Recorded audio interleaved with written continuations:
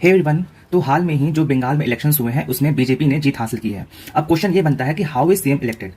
तो सबसे पहली बात तो यह है कि ये क्वेश्चन ही गलत है कि हाउ इज सीएम इलेक्टेड, क्योंकि सीएम को इलेक्ट नहीं किया जाता बल्कि उन्हें गवर्नर द्वारा अपॉइंट किया जाता है। आइए समझते हैं। जैसे कि हमारे यहाँ सेंटर में यानी कि इंडिया में लोकसभा होता है और राज्यसभा होता है, ठीक वैसे ही स्टेट में होता है लेजिस्लेटिव असेंबली और लेजिस्लेटिव काउंसिल।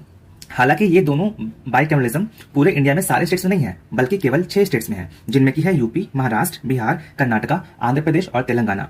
हालांकि पहले लेजिस्लेटिव काउंसिल 7 स्टेट्स में थे, जिनमें की एक स्टेट था जम्मू कश्मीर। पर जैसे कि आप सबको पता है कि 2019 में जम्मू कश्मीर रीऑर्गेनाइजेशन एक्ट के तहत जम्मू कश्मीर को एज ए स्टेट खत्म किया गया था और इन दोनों को अलग अलग यूनियन टेरिटरीज में डिवाइड कर दिया गया था। इसलिए अब स्टेट में केवल 6 स्टेट्स ही ऐसे हैं जिनके पास लेजिस्लेटिव असेंबली और लेजिस्लेटिव काउंसिल होती है। इसका मतलब ये हुआ कि हमारे इंडिया में ज्यादातर स्टेट्स के पास केवल है लेजिस्लेटिव असेंबली, ठीक है। अब इस लेजिस्लेटिव असेंबली के जो मेंबर्स होते हैं उसे हम लोग कहते हैं एमएलए, यानी कि मेंबर ऑफ लेजिस्लेटिव असेंबली। अब इसे बाय इलेक्शन इलेक्ट किया जाता है। अब इलेक्शन कैसे होते हैं? स्टेट को अलग अलग कंस्टिट्यूएंसीज में डिवाइड किया जाता है। इन अलग अलग कंस्टिट्यूएंसीज में जब इलेक्शंस होते हैं तो वो हर एक कंस्टिट्यूएंसीज में एक एमएलए इलेक्ट होता है। जैसे कि यदि हम बंगाल का एग्जांपल लें तो हाल ही में जो इलेक्शंस हुए तो वो इलेक्शंस हुए थे 294 सीटों में। इसका मतलब ये हुआ कि बंगाल में टोटल जो कंस्टिट्यूएंसीज हैं वो डिवाइडेड है 294 पार्ट्स में, ठीक है। अब सीएम बनने के लिए किसी भी एक पार्टी को मोर देन 50% सीट्स एक्वायर करनी होती है। इस केस में बात की जाए तो बंगाल में चूंकि 294 सीट्स हैं तो 294 डिवाइड बाय 2 आपको मिलता है मोर देन अराउंड 148 सीट्स। यानी कि यदि कोई पार्टी चाहती है कि वो बंगाल में सरकार बनाए तो उस पार्टी को एटलीस्ट 148 सीट्स मिलनी चाहिए। जो अभी रिसेंट इलेक्शंस हुए हैं उसमें बीजेपी को जो टोटल सीट्स मिली है वो मिली है 206। इसका मतलब बीजेपी के पास है कंप्लीट मेजोरिटी।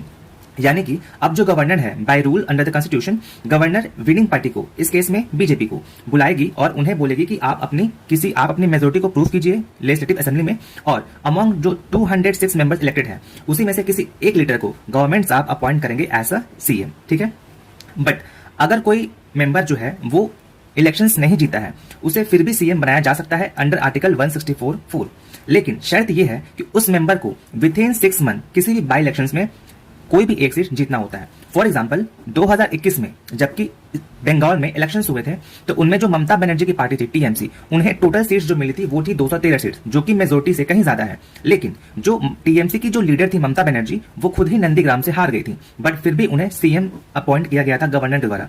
तो ऐसा कैसे हो सकता है? क्योंकि उन्होंने with in 6 month by election के द्वारा खुद को इलेक्ट करवा लिया था, ठीक है। तो ये है प्रोसेस सीएम को इलेक्ट करने का। इसका मतलब ये हुआ कि हम सीएम को डायरेक्टली इलेक्ट नहीं करते बल्कि हम जो एमएलए को इलेक्ट करते हैं उसी एमएलए में से कोई एक एमएलए को गवर्नर सीएम अपॉइंट करते हैं, और गवर्नर भी ऐसे किसी भी रैंडम एमएलए को सीएम नहीं बना सकते। जो भी 206 मेंबर्स हैं उनमें आपसी सहमति से